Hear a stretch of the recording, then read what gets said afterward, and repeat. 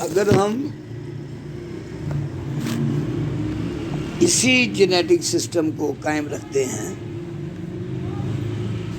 جو کہ چل رہا ہے،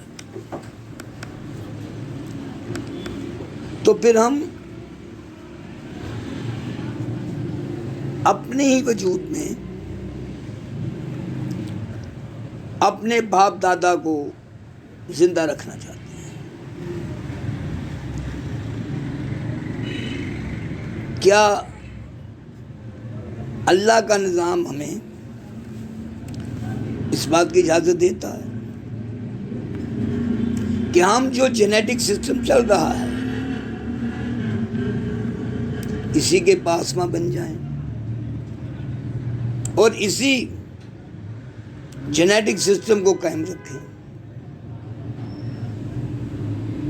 تو پھر الہام کا وہ فرمان کہاں جائے گا؟ کیا تم اپنے باپ دادا کے دین پر قائم رہو گے؟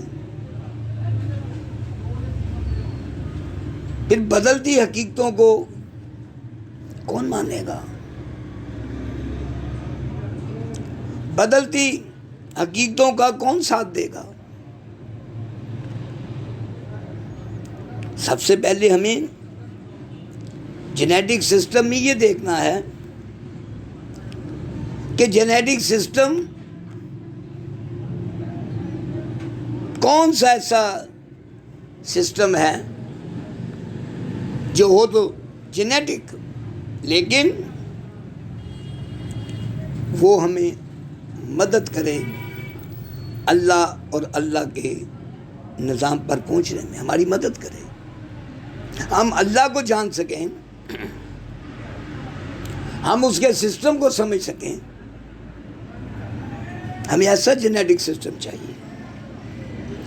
مجھے ایسے جینیٹک سسٹم کی ضرورت نہیں ہے جس جینیٹک سسٹم میں میرے باپ کا ناک میرے منہ پر لگ جائے، میرے دادا کی آنکھیں میرے چہرے پر سج جائیں۔ مجھے کیا ملے گا اس سے؟ سوائے اس سے کہ میری ناک اور آنکھ کی پہچان میرے ابا و اجداد سے ملتی ہے کہ میں انہی میں سے ہوں۔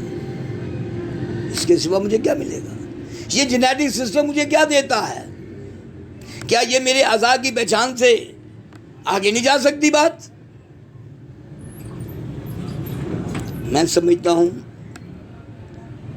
سب سے ضروری امر یہ ہے کہ ہم سب سے پہلے یہ سوچیں کہ ہمیں کون سے سسٹم کی ضرورت ہے جینیٹک اعتبار سے جس میں ہم اللہ اور اللہ کے نظام پر چل سکیں۔ آج بھی ہم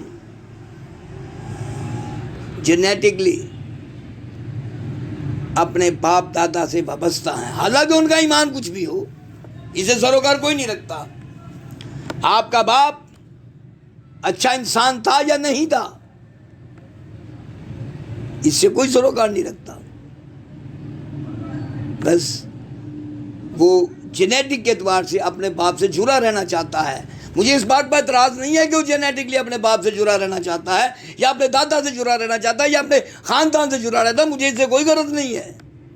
غرض ہے تو یہ کہ اللہ کا فرمان کیا ہے۔ اللہ کا فرمان اگر یہ ہے کہ ہم جینیٹکلی اپنے باپ دادا سے جڑ جائیں تو پھر باپ دادا کے مذہب کو چھوڑنے کی بات کیوں کی گئی اور نئے ایسی تقاضوں کے مطابق جو پیغمبر رسول نبی آئے ان پر ایمان لانے کی بات کیوں کی گئی؟ اور آخر میں آخری نبی کے بارے میں کیوں ارشاد فرمایا گیا کہ اس پر ایمان لاؤ؟ کیا یہ بات ہمیں سمجھنے اور سمجھانے کے لیے کافی نہیں ہے کہ جینیٹکلی ہمیں اپنے باپ دادا کو چھوڑ دینا چاہیے؟ ہمیں جینیٹکلی اللہ اور اللہ کے نظام پر چلنا چاہیے اور جینیٹکلی میں یہ سوچنا چاہیے کہ ہم مادی وجود کے اعتبار سے اپنی شناخت نہ دیں، بلکہ ہماری شناخت ہمارا عمل ہو، ہماری شناخت ہمارا ایمان ہو۔ یہ جینیٹک گروپ کی ہمیں آج ضرورت ہے، اس جینیٹک کی طرف ہمیں جانا ہے۔ لیکن کیا آج کا انسان اس جینیٹک سسٹم کو سمجھ رہا ہے؟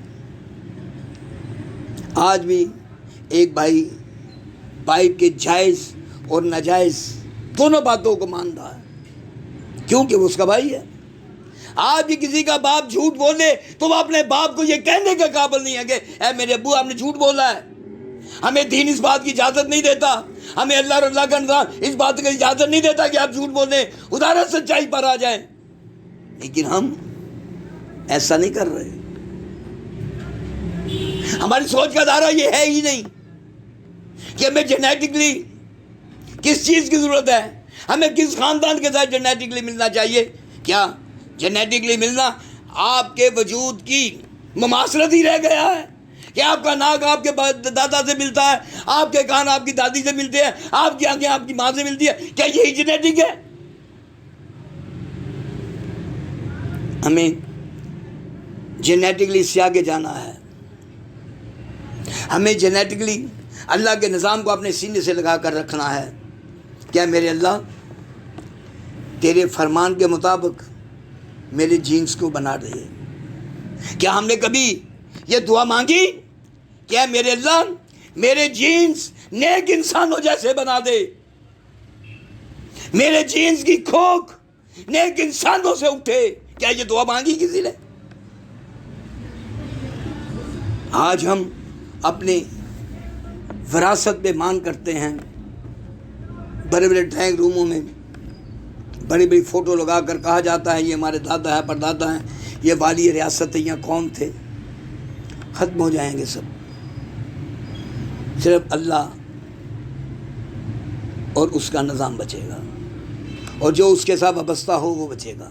تو کیوں نہ ہم اپنی بچاؤ کا سامان کریں، کیوں نہ ہم اپنی بچاؤ کے لیے اس جین کے ساتھ جڑ جائیں جو باقی ہے، جس نے فنا نہیں ہونا۔